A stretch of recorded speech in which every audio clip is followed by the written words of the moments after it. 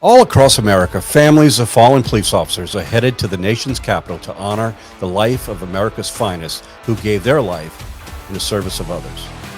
What started as a single memorial service hosted by the National Fraternal Order of Police 41 years ago has grown into a week-long celebration of life. Today, we're joined by Dianne Bernhard, Executive Director of the Concerns for Police Survivors, and Marcia Ferranto, CEO of the National Law Enforcement Officers Memorial Fund, to talk about Police Week 2022. I'm Patrick Yoes, National President of Fraternal Order Police, and this is the Blue View. Well, Dianne, Marcia, thank you for joining us on the Blue View. You know, we have literally thousands of people heading into DC right now, or have already gotten here for the for what we know is become Police Week, a very somber week and a very important week for the law enforcement community. And during that week, there are a number of activities that are going on, but there are really three key parts to Police Week. There is the cops' involvement in the workshops and the things they have for the survivors. And then we have the Candlelight Vigil by the National Law Enforcement Officers Memorial Fund, and finishing up with the National Peace Officers Memorial Service. So I thought this would be a good opportunity to talk about each one of your groups and what we're doing. But before we do that, Dianne, if you wouldn't mind starting, tell us a little bit about yourself. Sure. Thanks, Pat, for having us here to visit with everyone. My name is Dianne Bernhard, and I come from retired law enforcement. Came from the Columbia, Missouri Police Department, and I learned about cops and about this community of honoring the fallen through a good friend of mine who was shot and killed on a traffic stop on January 10th, 2005. She lived about 30 days before she succumbed to her wounds, and at that point, that was the first line of duty death that we had ever had at our agency. And so we didn't really know what to do, but we would have done anything for that family. And what did happen was that cops came in and helped, and they picked that family up and have been supporting them to this day. They still support them. So when I retired and was looking for my next thing to do that would have some purpose and meaning, I had the opportunity to come and work alongside my friends and colleagues at Concerns of Police Survivors, and to help in organizing many events and things for survivors, but most importantly, kind of our biggest event of the year, which would be National Police Week that we're about to partake in. Yeah. Well, having worked alongside cops for a number of years, I really am so honored to be part of all that you're doing for our survivors, and know firsthand the importance of the work that you do. Marcia, how about you? A little bit about yourself. Yeah, thanks, Pat, and thanks for making a priority this week to talk with us. So I joined NLEOMF. It'll be 3 years this summer. And my professional reputation has been built on improving the nonprofit business model so that organizations can achieve their missions and be relevant in the society in which they are serving. But probably the most significant piece in becoming a nonprofit professional is setting up organizations like NLEOMF to ensure they last into perpetuity. And that's what I've built my profession on. And I thoroughly enjoy every day coming in and serving this incredible organization, honoring the fallen, telling the story of American law enforcement, and helping to make it safer for those who serve. Yeah, and in honoring and remembering those 22,000 plus names that are engraved in those walls at our memorial are so vitally important to make sure that the sacrifice of our fallen is never forgotten. So thank you for the work that the fund does as well. Dianne, Police Week has a whole lot of moving parts. There are a lot of organizations that have developed into Police Week. 41 years ago, the National Fraternal Order Police held a memorial service. We had a little over 100 people participated.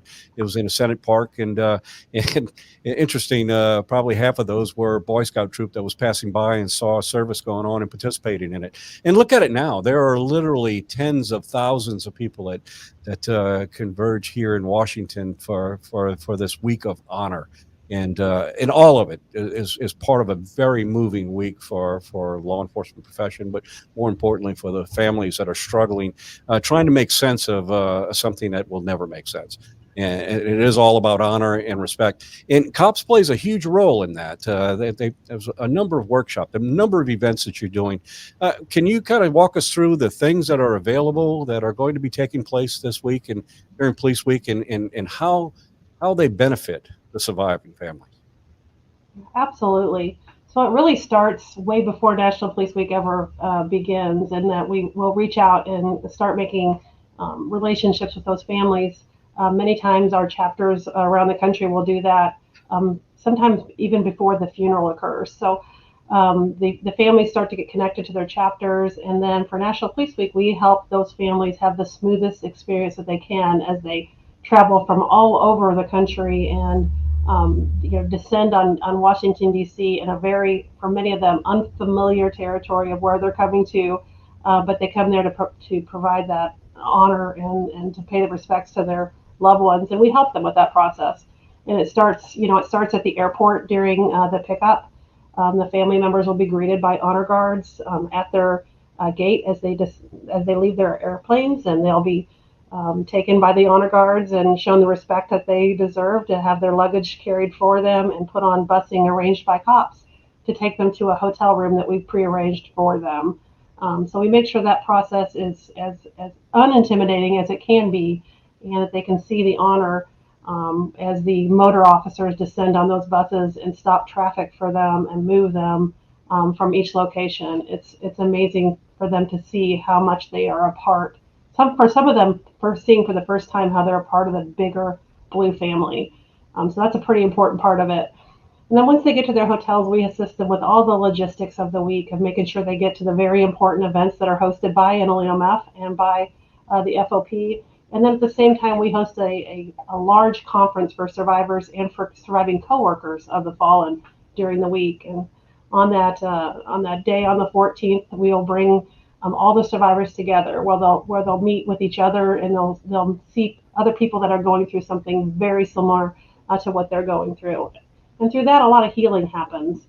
We'll provide sessions for them. They'll hear some inspirational and motivational speakers, and then some of them will laugh for the first time when they're in a comfortable, safe environment.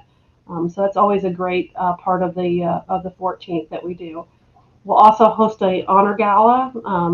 This is a big gala formal for some of our returning survivors and some of the supporters of COPS. That happens on the night of the 14th.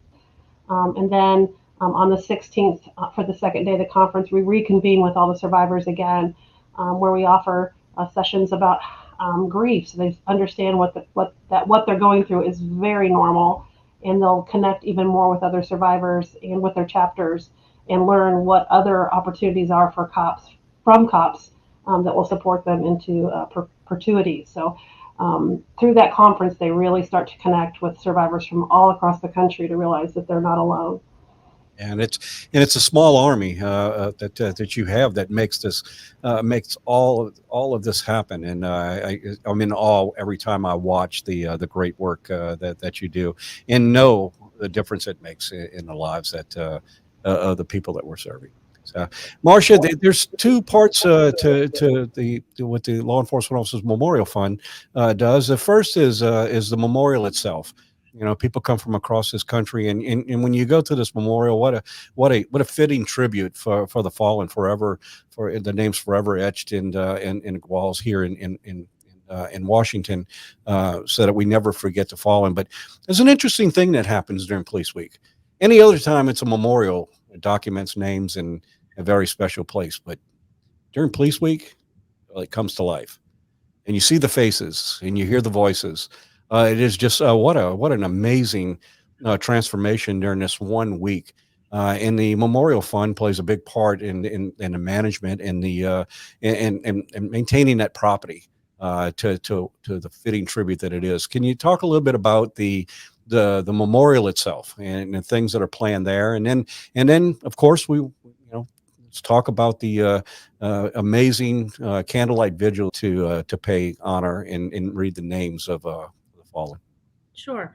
So each year in April, we prepared to engrave the names that are going on the wall that were approved as official line of duty deaths from the prior year. We are currently now in that process. It should be ending on Friday.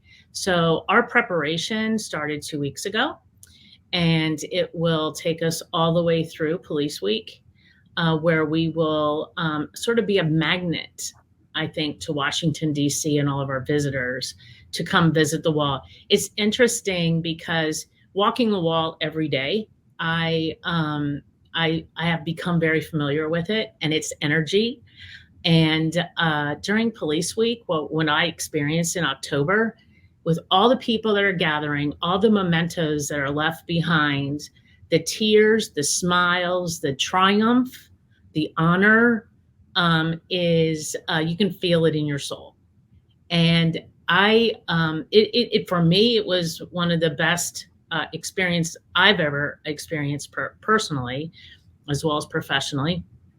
But it is something that I really encourage people, law enforcement and non-law enforcement, to come to the wall during that week and feel the love and the energy that is around that wall. And so we will be collecting all those mementos. We will leave them out for a week so everyone can witness what is left behind. And some of the things that are left behind are just priceless. Some of those things we actually put into our display here in the museum, where people can enjoy some of those mementos all year long.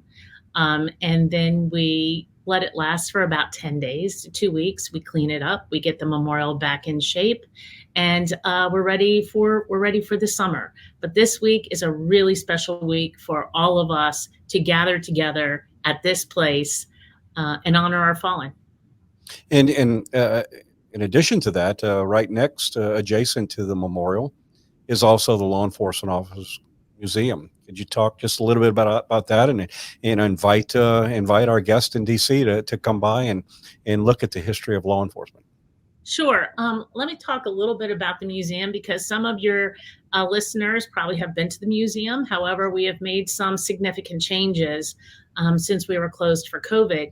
One of the interesting experiences that I had in my first few months here at the Memorial and Museum was listening to law enforcement officers who were not necessarily in favor of the museum and the displays that were here. And at first, I thought that it was just an opinion. Pat, you remember, you and I hosted a group who came in who were uncomfortable with one of our displays. And while COVID was happening, I had the opportunity to actually walk the museum and listen through the ears of law enforcement and look at the museum through the eyes of law enforcement to recognize where we went, what we were doing well and what we missed out on. And I had one law enforcement officer say, "You have limited square footage. Why would you ever put a story of law enforcement that reflected poorly on law enforcement within these walls?"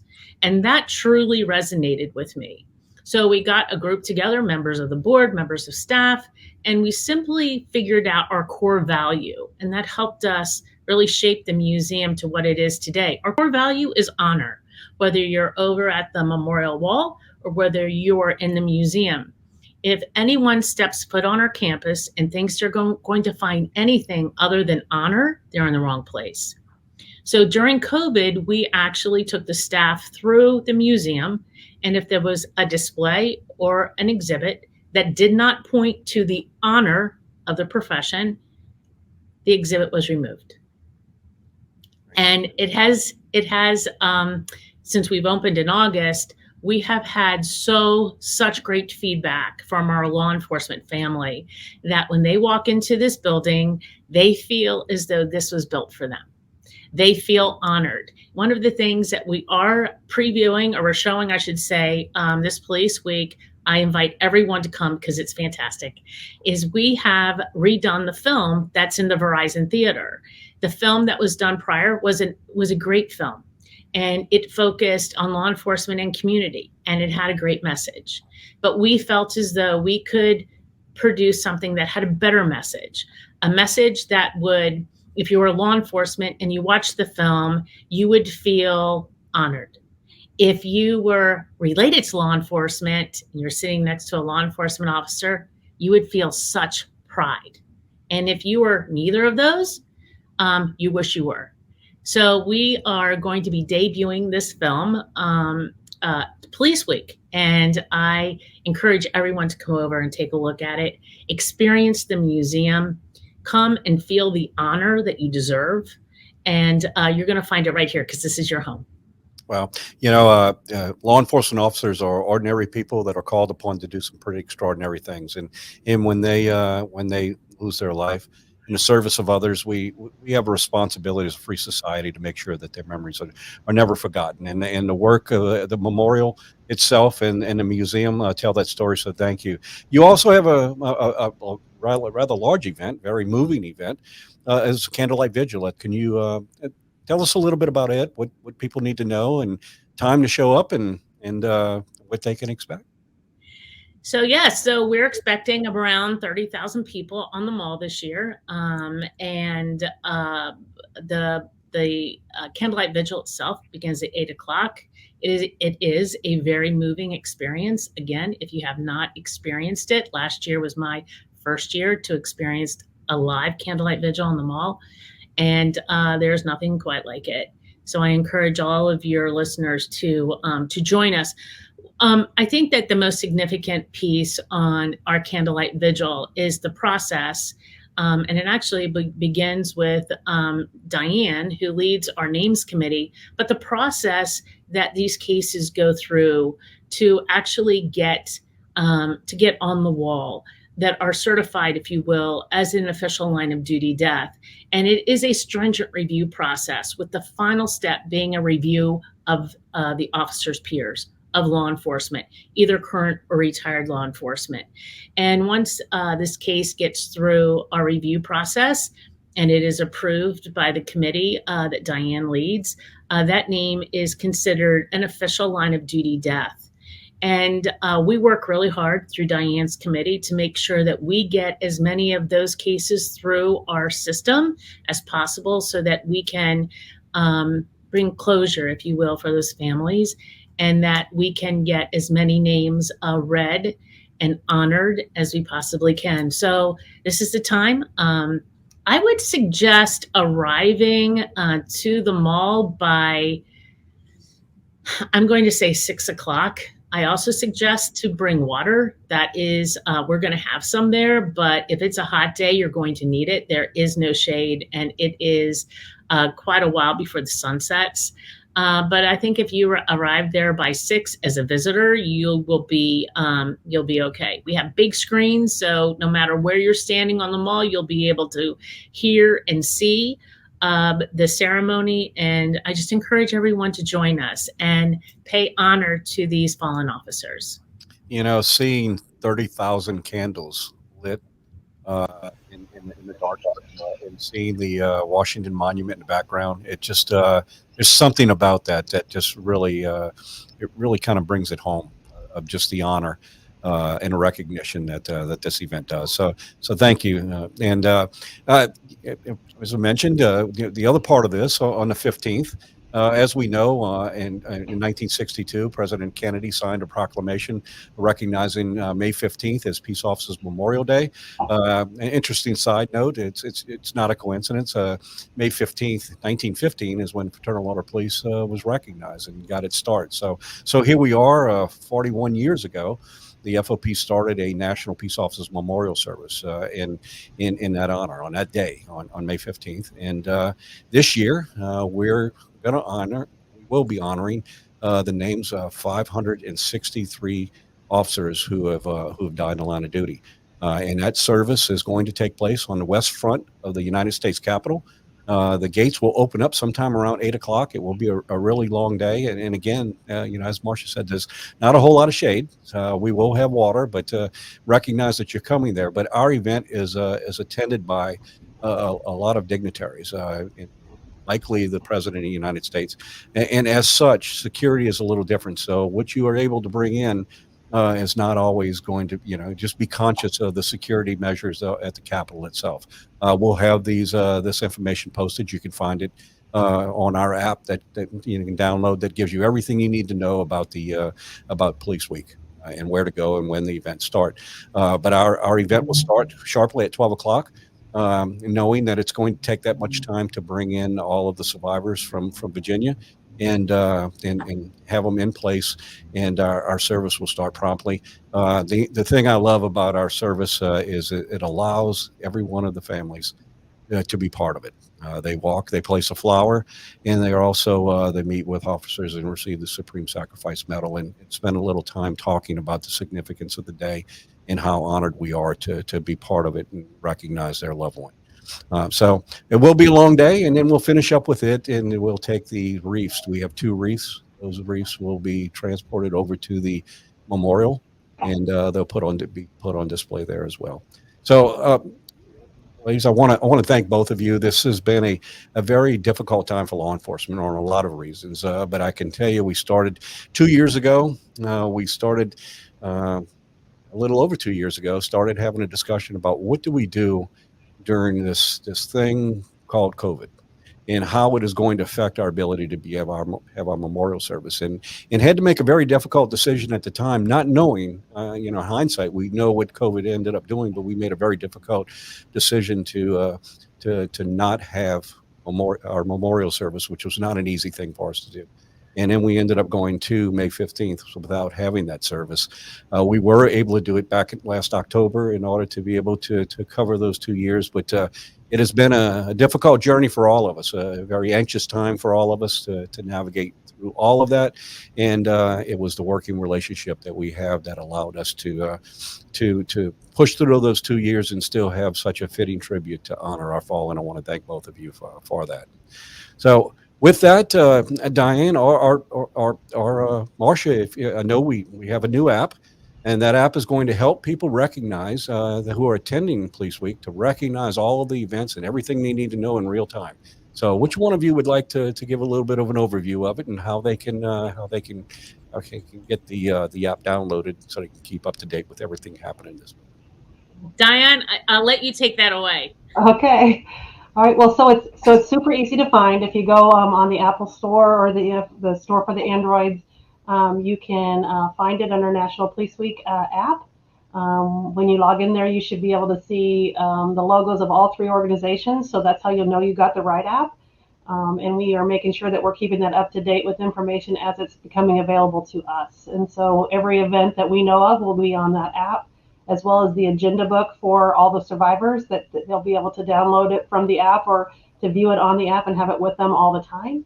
And so just go get that downloaded, and you should have all the information that you need for Police Week right there at your fingertips. Oh, great.